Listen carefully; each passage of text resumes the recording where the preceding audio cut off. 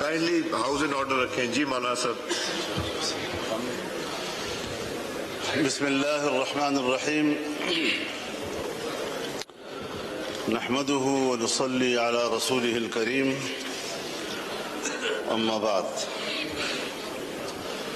انتہائی قابل احترام جناب سردار ایاز صادق صاحب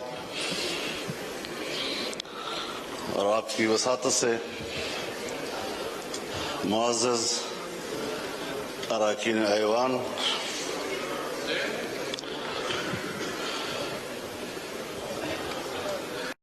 حلف برداری کے بعد میں پہلی مرتبہ ایوان میں حاضر ہو رہا ہوں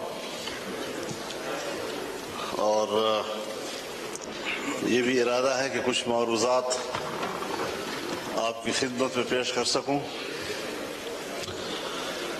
مجھ سے پہلے جناب اسد قیصر صاحب جو بات کر رہے تھے، ان کا جو مطالبہ تھا میرے خیال میں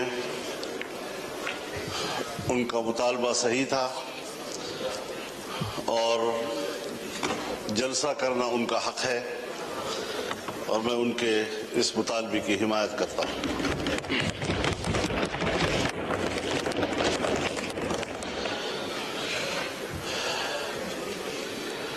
لیکن جناب اسپیکر، مسئلہ یہاں تک محدود نہیں ہے کہ ہم جلسہ کر سکتے ہیں یا نہیں کر سکتے.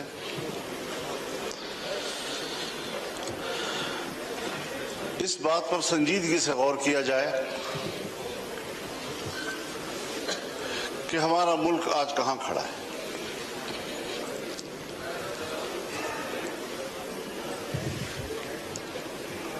ہم نے یہ ملک جس جمہوری انداز کے ساتھ برصغیر کے مسلمانوں کی تائید سے حاصل کیا، ان کی قربانیوں سے حاصل کیا، اس ملک کے قائم ہونے میں نہ بیوروکریسی کا کوئی کردار ہے اور نہ ہی اسٹیبلشمنٹ کا کوئی کردار. لیکن اس بات کو سوچا جائے کہ آج عوام کہاں کھڑے ہیں اور اسٹیبلشمنٹ کہاں کھڑی ہے. کیا وجہ ہے کہ مسلسل ایوان پر سوال اٹھایا جا رہا ہے، ہماری عوامی نمائندگی پر سوال اٹھائے جا رہے ہیں؟ کیا یہ عوام کے نمائندہ پارلیمنٹ ہے یا یہ اسٹیبلشمنٹ کا ترتیب دیا ہوا پارلیمنٹ ہے؟ اس سے کب نکلنا ہے ہم نے، یا مزید دھستے چلے جانا ہے؟ یہ ملک جس میں حکومت محلاتی سازشوں کی بنیاد پر بنتی تھی اور ٹوٹتی تھی، بیوروکریٹس فیصلہ کرتے تھے آج وزیر اعظم کون ہے تو کل وزیر اعظم کون ہے. ایک زمانے میں ملک کے ایک صدر مملکت نے اپنے دور حکومت میں 5 وزیر اعظم تبدیل کیے.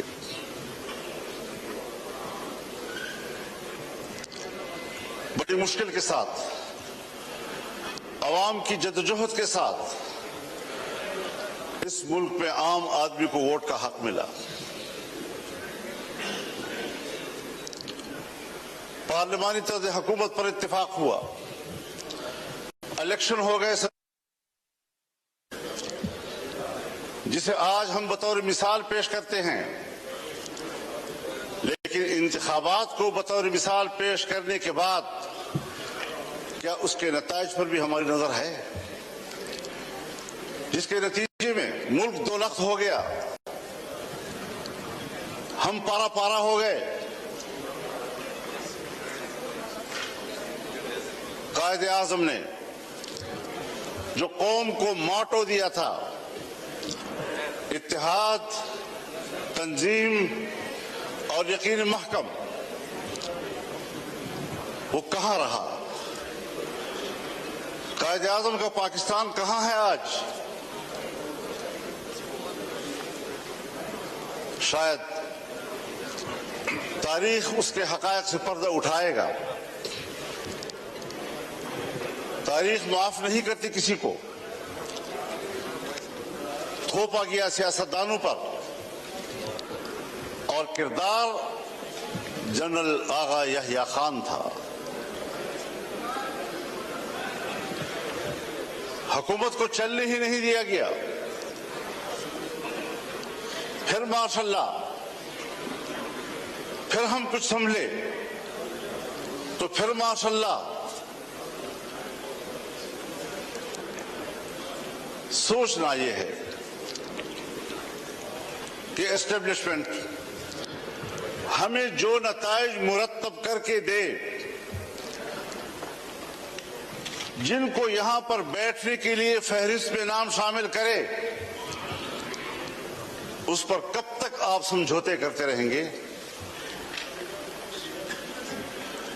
کب تک ہم یہ سوچتے رہیں گے، بھیک مانگتے رہیں گے ان کے دروازوں پر بیٹھ کر؟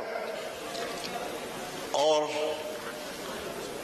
جو الیکشن ہوئے ہیں، ہمیں تو 2018 کے الیکشن پر بھی اعتراض تھا، آپ کو بھی اعتراض تھا، پیپلز پارٹی کو بھی اعتراض تھا، مسلم لیگ نون کو بھی اعتراض تھا، میرے بزرگ بیٹھے ہیں ان کو بھی اعتراض تھا. اس وقت بھی تو مینڈیٹ تقریباً وہی ہے، کچھ تھوڑا آگے پیچھے. اسی مینڈیٹ کے ساتھ اس وقت دھاندلی کیوں تھی اور اسی مینڈیٹ کے ساتھ آج دھاندلی کیوں نہیں ہے؟ حضرت مجھے شرم آتی ہے، شاید میں کچھ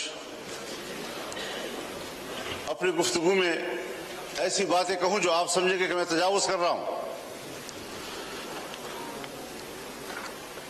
لیکن سیاسی آدمی اسے بات کرنی ہوتی ہے. سیاستدان معلومات کی بنیاد پر بات کرتا ہے. پبلک میں بات کرے، پارلیمنٹ میں بات کرے. خدا کرے یہ خبر غلط ہو، لیکن ہماری معلومات یہ ہیں کہ اس بار تو باقاعدہ اسمبلیاں بیچی گئی ہیں اور اسمبلیاں خریدی گئی ہیں. کون ان اسمبلیوں کو اور ان ایوانوں کو عوام کا نمائندہ پارلیمنٹ کہے گا؟ کس طرح ہمارا ضمیر مطمئن ہے یہاں پر بیٹھنے میں؟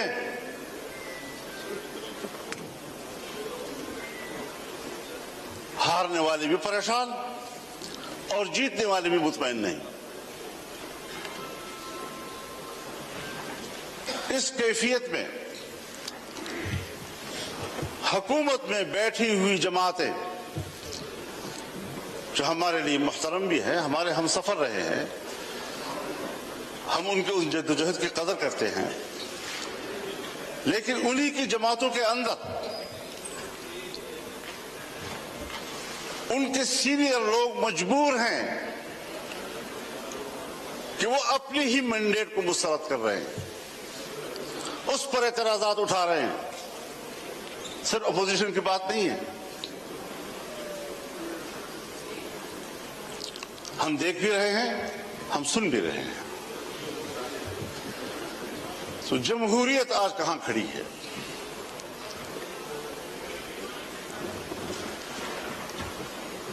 صرف اس لیے ہم یہاں کمزور بیٹھے ہوئے ہیں کہ ہم نے ہر مرحلے پر کمپرومائز کیا ہے.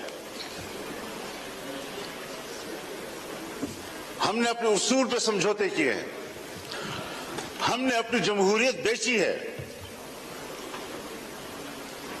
ہم نے اپنے ہاتھوں سے اپنے آقا بنائے ہیں، اور جب ہم ہی اپنے ہاتھوں سے اپنے لیے آقا بنائیں گے، یہی ہوتی ہے آخرت کی نشانی. جب رسول اللہ صلی اللہ علیہ وسلم سے حضرت جبریل نے پوچھا کہ آپ قیامت کی علامات کے بارے میں بتائیں، تو آپ نے پہلی بات کی ان تلد الامۃ ربتہا، کہ مائیں اپنے لیے مالکائیں جنیں گی، یعنی بیٹیاں مالک بن جائیں گی اور ماں کو نوکر اور گھر کے مزدور کی طرح دیکھیں گی۔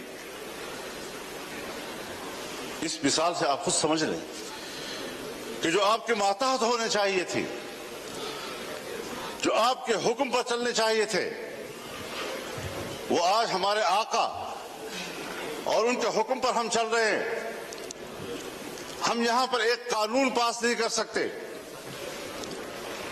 جناب اسپیکر صاحب، آپ گواہ ہیں، آپ گواہ ہیں، آپ کی پوری جماعت گواہ ہے۔